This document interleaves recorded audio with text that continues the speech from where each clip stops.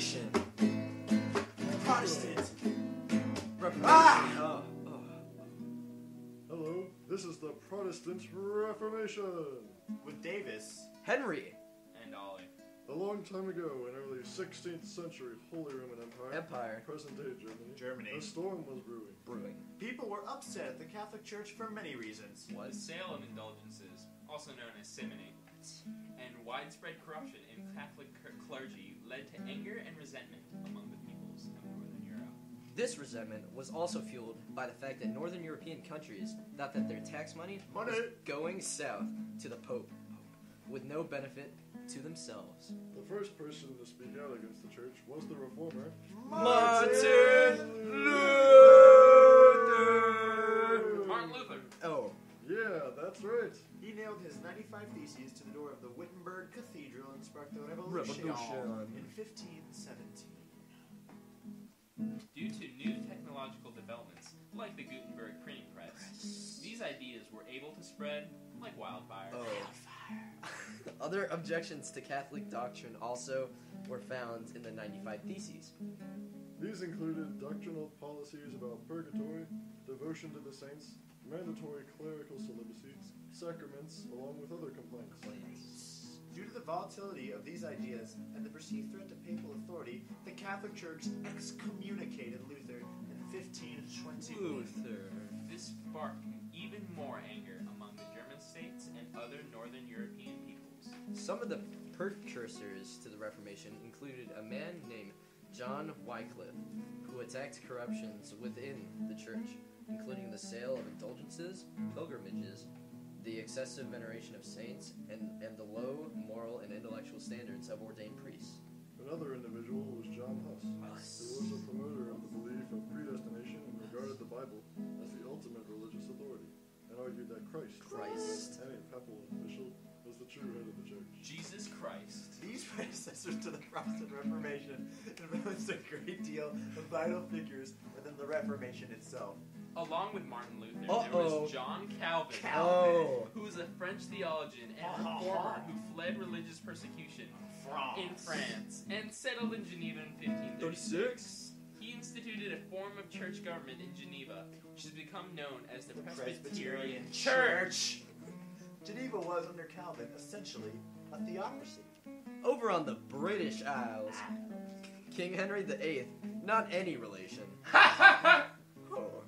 was excommunicated by the Pope for marrying Anne Boleyn and having the Archbishop of Canterbury sanction the divorce from his first wife, Catherine.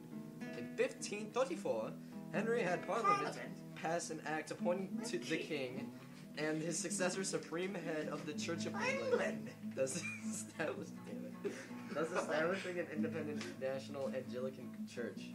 With all these new ideas and people to advocate them, Western Europe was becoming a dynamic, unstable place.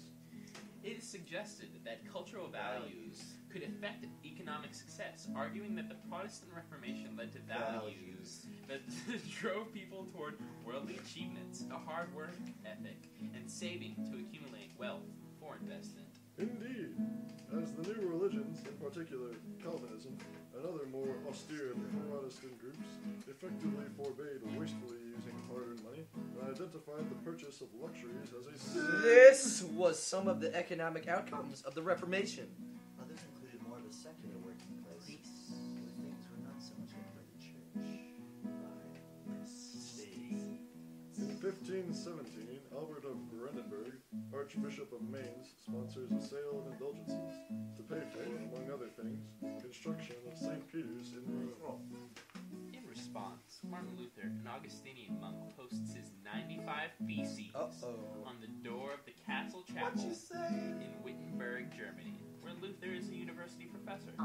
These theses invite debate over the legitimacy of the sale of indulgences. Copies of these theses spread rapidly over Europe. The papacy takes steps against Luther as a heretic. The Wittenberg faculty supports Luther, and in 1519, Charles V becomes Emperor of the Holy Roman Empire. In 1520, Luther publishes his three famous treatises: An Open Letter to the Christian Nobility of the German National concerning the reform of the Christian estate, The Babylonian captivity of the church, and On the Freedom of a Christian. He wins powerful support. Powerful. That's right. But unfortunately, in 1521, Luther is excommunicated. He refuses to recant unless proven wrong by the Bible or by clear reason. The Reformation foundations engaged with Augustinianism. Both Luther and Calvin thought along the lines linked with the theological teachings of Augustine of Hippo. Hippo. The Augustinianism of the Reformers struggled against Pelagianism, a heresy that they perceived in the Roman Catholic Church of their day. In the course of this religious upheaval, the German Peasants' War of 1524 to 1525 swept through the Bavarian, Thuringian, and Swabian principalities, including the Black Company of Florian Gehr, a knight from Giberstadt, who joined the peasants in the general outrage against the Roman Catholic hierarchy. Martin Luther, however, condemned the revolt, thus contributing to its eventual defeat. Some 100,000 peasants were killed. 1530. What? Many German princes and cities signed the Augsburg Confession as an expression of the evangelical faith. The political separation of the Church of England from Rome under Henry VIII, beginning in 1529 and completed in 1536, brought England alongside this broad reformed movement. However, religious changes in the English national church proceeded more conservatively than elsewhere in Europe. Reforms in the Church of England alternated for centuries between sympathies for Roman Catholic traditions and Protestantism, progressively forging a stable compromise between adherence to ancient tradition and Protestantism, which is now sometimes called the Via Media. 1546. Luther dies. Mary Tudor, Bloody Mary, begins her reign in 1553, and many Protestants who flee Mary's reign are deeply impacted by exposure to a more true Reformation on the continent. In 1555, the Peace of Augsburg provided that each German prince can determine the religious affiliation of the territory he rules. The Reformation sweeps northern and eastern Europe. The Reformation led to a series of religious wars that culminated in the 30 Years' War, 1618 to 1648, which devastated much of Germany, killing between 25 and 40% of its population. The Protestant princes of Germany, supported at various times by Denmark, Sweden, and France. The Habsburg, who ruled Spain, Austria, the Spanish Netherlands, and much of Germany and Italy, were staunch defenders of the Roman Catholic Church. Some historians believe that the era of the Reformation came to a close when Roman Catholic France allied itself, first in secret and later on the battlefield, with Protestant states against the Habsburg Germany.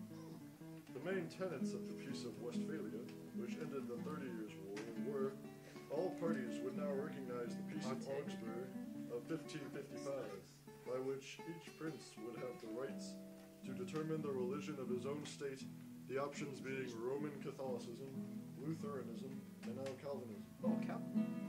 And the Christians living in principalities where their denomination was not the established church were guaranteed the right to practice their faith in public during allotted hours and in private at their will. The treaty also effectively ended the Pope's pan-European political power. Fully aware of the loss, Pope Innocent X declared the treaty, I quote, null, void, invalid, iniquitous, unjust, damnable, reprobate, inane, empty, and effect. For all time! All time. Close quote. European sovereigns, Roman Catholic and Protestant alike, ignored. What? No. These radical changes in the church paved the way for the ideas of Age of Enlightenment in the early modern period. Thank you for tuning in. Peace out.